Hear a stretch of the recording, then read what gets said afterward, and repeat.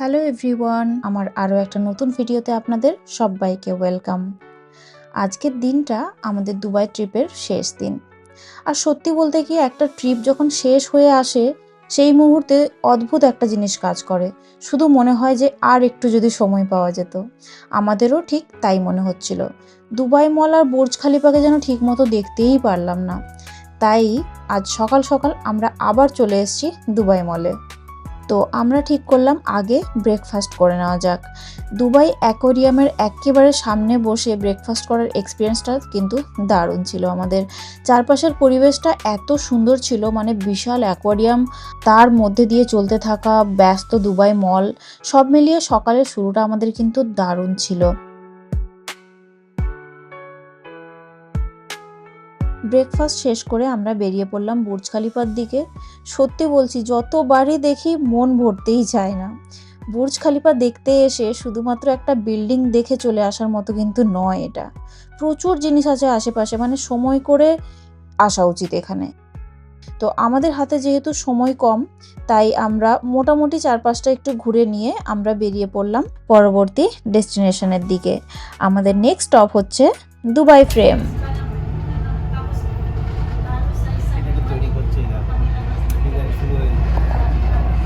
এই দেখুন, এবার কিন্তু আমরা মেট্রোর একদম লাস্ট কোচে উঠেছি। দুবাই মেট্রোতে ট্রাভেলিং করাটা আমার কাছে কেন জানি না এত ভালো লেগে গেছে। যাই হোক, লাস্টের কোচ থেকেও কিন্তু ইন্টারেস্টিং লাগছে ভিউ। সোলার প্লেট লাগানো মনে হচ্ছে, হ্যাঁ লাগছে, ভালো লাগছে।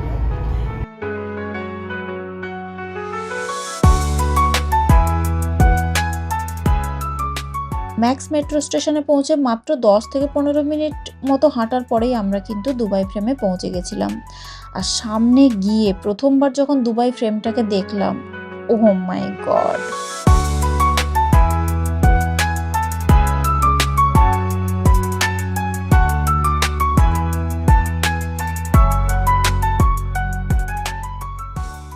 সত্যি বলছি, ছবিতে যতটা বড় মনে হয় সামনে থেকে দেখলে তার চেয়ে অনেক বেশি হাইট লাগছে। এত বড় একটা গোল্ডেন ফ্রেম। আর ঠিক তখনই ওপরে তাকিয়ে দেখি এমিরেটসের একটা ফ্লাইট একদম দুবাই ফ্রেমের ওপর দিয়ে যাচ্ছিল। উফ, টাইমিংসটা একদম পারফেক্ট ছিল। আকাশে এমিরেটসের এয়ারক্রাফট আর সামনে দুবাই ফ্রেম। টিকিট কেটে প্রায় 1 ঘন্টা লাইনে দাঁড়ানোর পর আমরা চলে এসেছি দুবাই ফ্রেমের একদম ওপরে ফেমাস গ্লাস স্কাইওয়াক দেখার জন্য। এটা অনেকটাই উঁচু, গ্রাউন্ড লেভেল থেকে অ্যাবাউট 150 মিটার্স অ্যাবাভ। আর এই গ্লাসের ওপর দিয়ে হাঁটতে গেলে একটু গা চমচম করছিল। সামনে দেখছি বাচ্চারা তো রীতিমতো ভয়ই পেয়ে যাচ্ছে। দুবাই ফ্রেমের সবচেয়ে যে জিনিসটা আমার বেশি ইন্টারেস্টিং লেগেছে সেটা হলো এখানকার গ্যালারিতে গেলে আপনি দেখতে পাবেন যে একটা ছোট্ট ফিশিং ভিলেজ থেকে কিভাবে দুবাই ধীরে ধীরে এত বড় একটা মডার্ন সিটিতে পরিণত হয়েছে।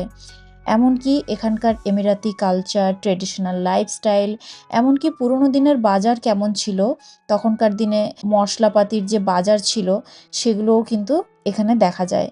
শুধুমাত্র ফ্ল্যাশব্যাক নয়, এখানে আপনি ফিউচার দুবাইও দেখতে পাবেন। 50 বছর পরে দুবাই কেমন হতে পারে, মানে একটা জায়গাতেই আপনি দুবাইয়ের পাস্ট, প্রেজেন্ট এবং ফিউচার তিনটেই দেখতে পারবেন। ইন্টারেস্টিং না?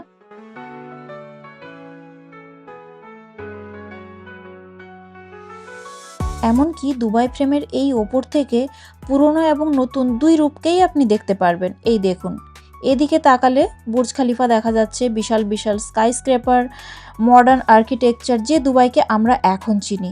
আর এই দিকটাতে দেখুন, এখানে আপনি দেখতে পারবেন ওল্ড দুবাই।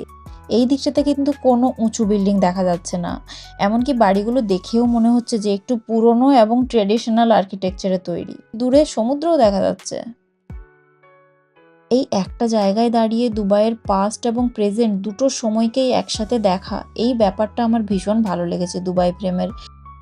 আমি এটাই বলবো যে দুবাই ফ্রেম কিন্তু শুধুমাত্র যে একটা ফটো স্পট তা কিন্তু একেবারেই নয়। কারণ দুবাইয়ের হিস্ট্রি সম্পর্কে যেগুলো আমার একদমই অজানা ছিল, আজ কিন্তু আমি অনেক কিছু জানতে পারলাম।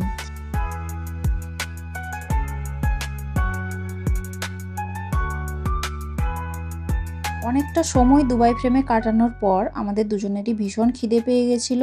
তো দুবাই ফ্রেম থেকে একটু 5-7 মিনিট হেঁটেই আমরা একটা রেস্টুরেন্ট পেয়েছিলাম, আর সেখানে গিয়ে আমরা বেশ ইন্টারেস্টিং একটা এক্সপিরিয়েন্স পেলাম। এই দেখুন, ওখানে খেতে বসার জন্য যে অ্যারেঞ্জমেন্ট করা ছিল সেটা একেবারে ট্রেডিশনাল অ্যারাবিক স্টাইলে, আর এই ব্যাপারটা আমরা বেশ এনজয় করছিলাম। খুব মজা করে খাওয়া দাওয়া করার পর আমরা এটাই ভাবছিলাম যে আজকের মতো বোধহয় আমাদের দিন শেষ, কাল আমাদের বাড়ি যাওয়ার ফ্লাইট।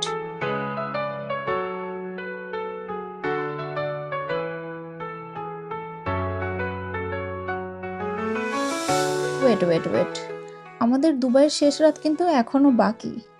আমাদের বারবার মনে হচ্ছিল দুবাই ছেড়ে যাওয়ার আগে আর একবার যদি একটু বাইরে বেরোতে পারতাম। তার উপর সন্ধ্যের থেকে আমরা দুজন মিলে আমাদের লাগেজ প্যাকিং একদম কমপ্লিট করে রেখেছিলাম। তাই আমরা এখন অনলাইনে সার্চ করে আবারও একটা জায়গায় বেরিয়ে পড়লাম। সত্যি বলতে এত রাত হয়ে গেছে কিন্তু জায়গাটার এনার্জি একটুও কমেনি। এই দেখুন,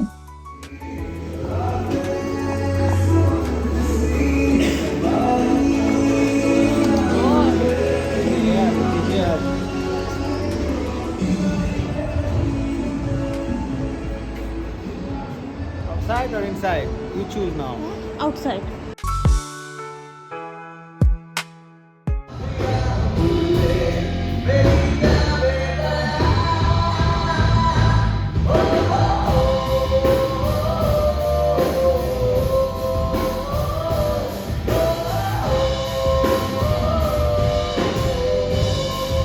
আমরা ভেবেছিলাম এত রাতে হয়তো বেশি কিছু হবে না, কিন্তু এখানে পৌঁছে দেখি লাইভ ব্যান্ডের প্রোগ্রাম চলছে, আবার কিছুক্ষণ পরে ডিজেও ছিল। দুবাইয়ের শেষ রাতটা যে এভাবে কাটবে সেটা আমরা নিজেরাও ভাবিনি। এখানে আসার ডিসিশনটা একদম পারফেক্ট ছিল, কারণ সামনে ছিল টেস্টি খাবার, পাশে চলছিল লাইভ মিউজিক, আর আমাদের সামনে টেবিল থেকেই আমরা গর্জাস বুর্জ খলিফা দেখতে পাচ্ছিলাম।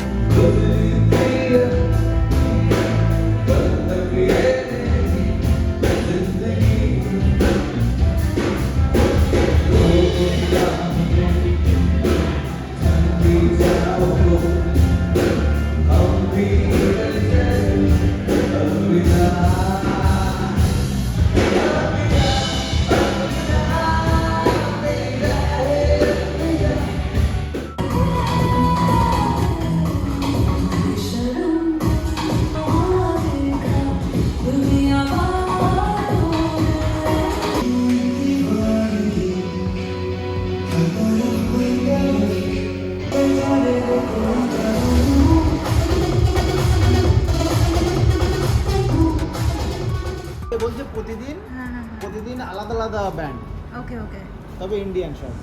ওকে কালকে আলাদা, প্রতিদিন আলাদা, 9:30 থেকে স্টার্ট। এখন বাজে এখানে রাত 3টে, আর 3টের সময় আমাদের পেয়েছে খিদে, আর কি করা যাবে, তাই এই হোটেলে এলাম। এখানে আমরা ডিনার করলাম। ডিনার অ্যাকচুয়ালি না, হ্যাঁ, ডিনার তো আমরা সন্ধেবেলায় করেছিলাম, আর ব্রেকফাস্টের এখনো সময়ই হয়নি, তো এটা হচ্ছে আজকে আমাদের মিডনাইট মিল। দারুণ, পুরো এখান থেকে বুর্জ খলিফা দেখা যাচ্ছে। হ্যাঁ, রেস্টুরেন্টের নাম হচ্ছে টানাটান, খাবার অসাধারণ, খুব ভালো লেগেছে। চিকেন বিরিয়ানি ট্রাই করো। সত্যিই তাই, ভীষণ টেস্টি ছিল। এই দেখুন, সামনে রয়েছে একটা ছোট্ট সুইং, এর সুযোগটাই বা ছাড়বো কেন। বুর্জ খলিফাকে ব্যাকগ্রাউন্ডে রেখে একটু দোল খেয়ে আসি।